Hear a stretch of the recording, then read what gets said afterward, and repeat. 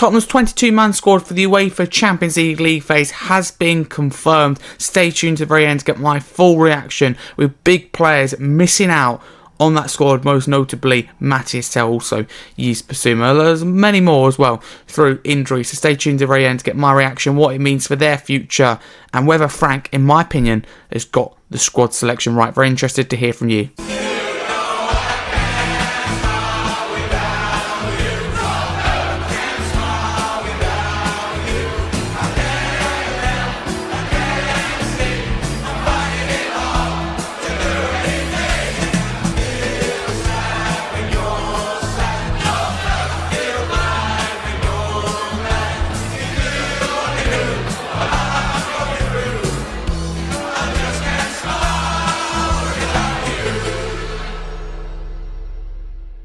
If you need the channel, please like and subscribe. Let's get straight into it then. So I'm going to read out the squad firstly, so people will know if in case they haven't seen it. So goalkeepers, we selected 3, Guillermo Vicario, Antonin Kinski and Brandon Austin. Defenders, we took our Pedro Porro, Jed Spence, Christian Romero, Mickey van der Ven, Kevin Danso, Ben Davis, Destiny Doggy. Midfielders then, Rodrigo Bentancur, Iapolinia, Archie Gray, Lucas Bergvall, Pat Matassar, Xavi Simons, Mohamed Kudus, Brendan Johnson, Wilson Odobert. Those are your midfielders. Forwards, 3 were bought. All 3 of our strikers, Dominic Solanke, Richarlison and Randall Kolo Muani. Those are the 22 players picked by Thomas Frank, which means Matthias Tell has been left out of the Tottenham Champions League squad, along with Kota Takai, Radu Dragutin, Yves Bissouma, James Maddison and Dejan Kulusevski. They're all not included, as well as Tell, in that Champions League phase squad. So I want to go through and discuss it then. So 22 we've selected. First notably, I looked at that and thought, 3 goalkeepers, really?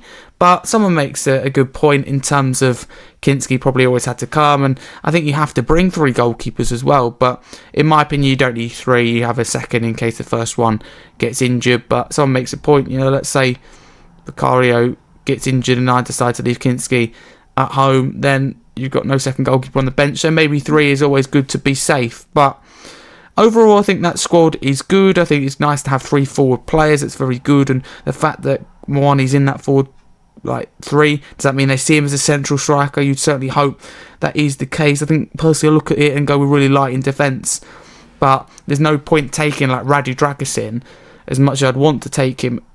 You shouldn't be taking players that, let's say they're going to be injured, even for half the league matches, unless they're a very valuable player. So Solanke, I hope that means that he's fit, because it's such a wasted position when you've got players missing out if the player's going to be injured. So Dragutin, I think it's right not to take him. Takai, I don't see why you would, but I think this is on the club for the centre-back depth, not getting centre-back through the door, because you just look at it then, Romero, Van der Ven, Danso, there's only 3 centre-backs going into the league phase, and that's exactly what will be in every single competition.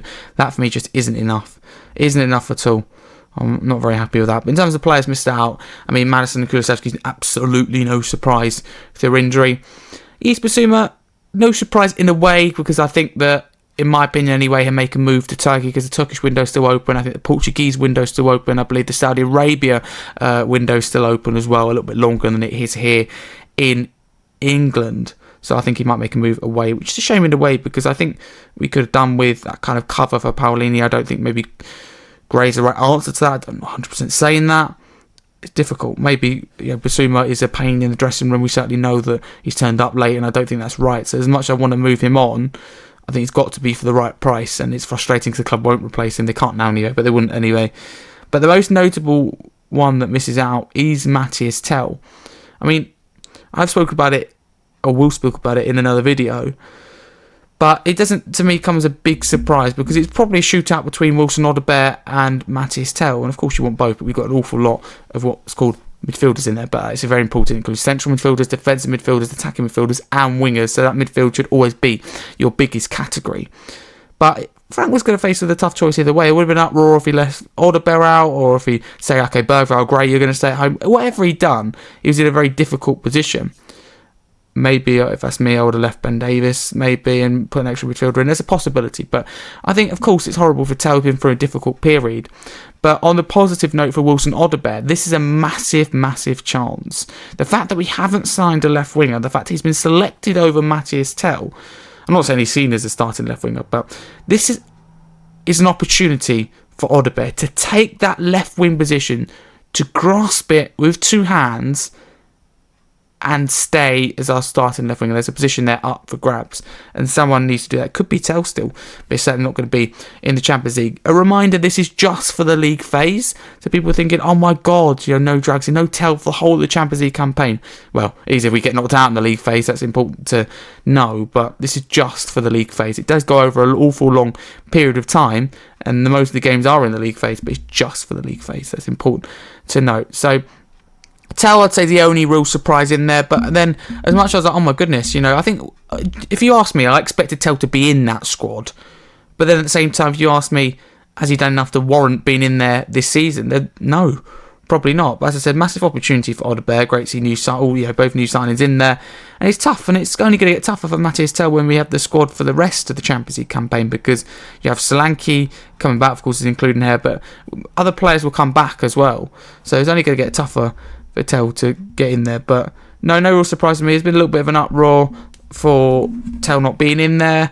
I mean, I wouldn't mind fans that he's 19, and although I'm not happy with what I've seen from Tel yet, nor Odobert, we need to give our younger players time. So it's been a tough period for Tel, suffering the abuse, wrongly, disgusting by the way, missed the penalty, struggling to get minutes, and when he does, not looking very good now left out of this squad.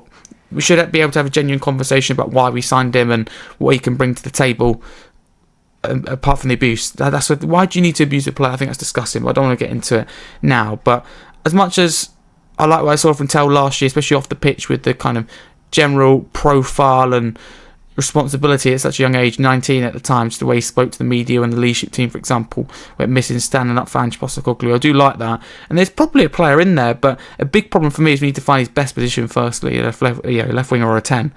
But that is a Champions League squad. I think, in my opinion anyway, Frank's got it right with going with Odobert, I meant to say, over Tel. I think Odobert can offer a little bit more. He still needs to do much better. This is the big chance for Odobert, and he has to step up, because if he doesn't improve, then he should be moved on. I think it was a possibility that we could have moved him on this summer. I think it would have been harsh, but there's a possibility. And that's the thing. If we want to close the gap to the clubs, the biggest in England and eventually in Europe too, including the Champions League, then we have to be harsh. We can't say to Tel, come on then, when you haven't been good enough. No, you haven't been good enough, and the same has to happen with Odobert. I think Odobert can consider himself very lucky to be in that Champions League squad. Very, very lucky, and has to do a lot more. So no surprise to me as far as it goes, a 22-man squad. I think having said that, I did expect Tel to be in there, but as I said, you look at what he's done, isn't the biggest surprise in the world. But get involved in the comments below what you think of Frank's 22-man squad. What would you have done differently? I mean, I suppose I can understand taking 3 goalkeepers. It's not what I would have done, but if you have to, you have to. I think it is a rule you have to take 3 goalkeepers. I think you didn't have a choice of how many you're going to take. There's a lot of rules, look very, very complicated. I'm still concerned by the amount of homegrown players in the Premier League and the Champions League, but that I say for a separate video. But that's Frank's squad. What would you change? Thank you very much. A massive comment, you Spurs. Like and subscribe to the channel if you're new.